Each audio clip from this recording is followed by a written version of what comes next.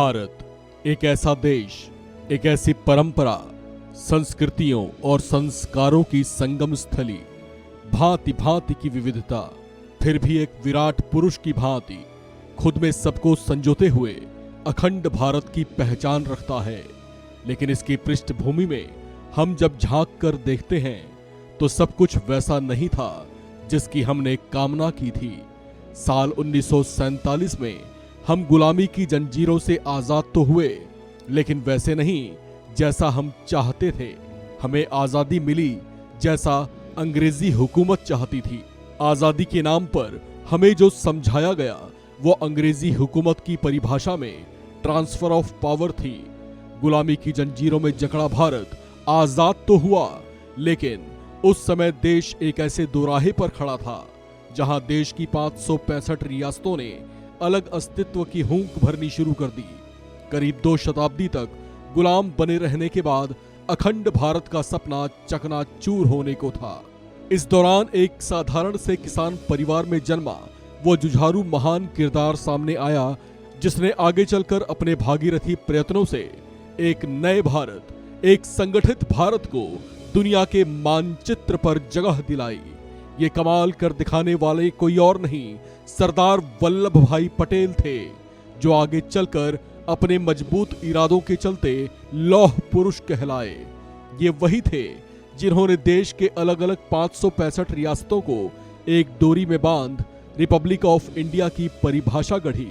31 अक्टूबर 1875 को जन्मे वल्लभ भाई पटेल एक साधारण किसान परिवार से आने वाले धरती के एक ऐसे लाल थे जिन्होंने किसानों के हक के लिए अंग्रेजी हुकूमत से टक्कर ली। उन्होंने खेड़ा और बारदोली सत्याग्रह आंदोलन का न सिर्फ नेतृत्व किया, बल्कि अंग्रेज सरकार को किसानों की मांगे मानने के लिए विवश कर दिया।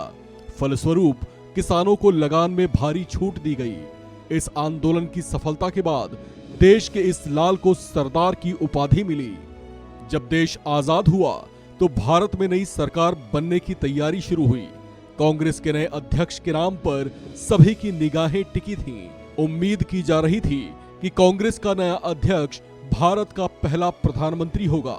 सरदार पटेल की लोकप्रियता के चलते कांग्रेस कमेटी ने नेहरू का नाम प्रस्तावित ही नहीं किया और पटेल पूर्ण बहुमत से पार्टी के अध्यक्ष बन गए। लेकिन इस बात से पार्टी में गुटबंदी ना हो जाए, इस डर से गांधी जी ने सरदार पटेल को पीछे हटने को कहा। सरदार वल्लभ भाई पटेल को मालूम था कि वह देश के प्रधानमंत्री बन सकते हैं, लेकिन उन्होंने गांधी जी की बात का मान रखा और अपना नामांकन वापस ले लिया। देश के स्वतंत्रता आंदोलन में सरदार पटेल के अतुलनीय योगदान को ये देश चिर अनंत याद रखेगा। महात्मा गांधी की प्रेरणा से ओतप्रोत सरदार पटेल की विचारधारा ने इस देश को आजाद कराने में महत्वपूर्ण भूमिका निभाई। महात्मा गांधी के स्वराज आंदोलन से उन्होंने देश में स्वराज का सपना पिरोया। अपनी दूरदर्शी सोच और कठिनाइयों से टकरा जाने के जज्बे की वजह से उन्हें भारत का बिस्मार्क भी कहा गया। देश की 565 रियासतों में बटे इस भूखंड को एक सूत्र में पिरो देने वाले इस विराट पुरुषार्थ और अखंड भारत का सपना साकार कर दिखाने वाले इस महामानव के अतुलनीय योगदान को ये देश कोटि कोटि नमन करता है। दुनिया के मानचित्र पर भारत देश के विशाल भूखंड को तराशने वाला ये संतराश देशवासियों के लिए लौह सी दृढ़ता और मजबूत इरादों की विराट ऊंचाइयों जैसी प्रेरणा देता है। इस खबर में फिलहाल इतना ही। बाकी अपडेट्स के लिए बने रहिए वन इंडिया हिंदी के साथ।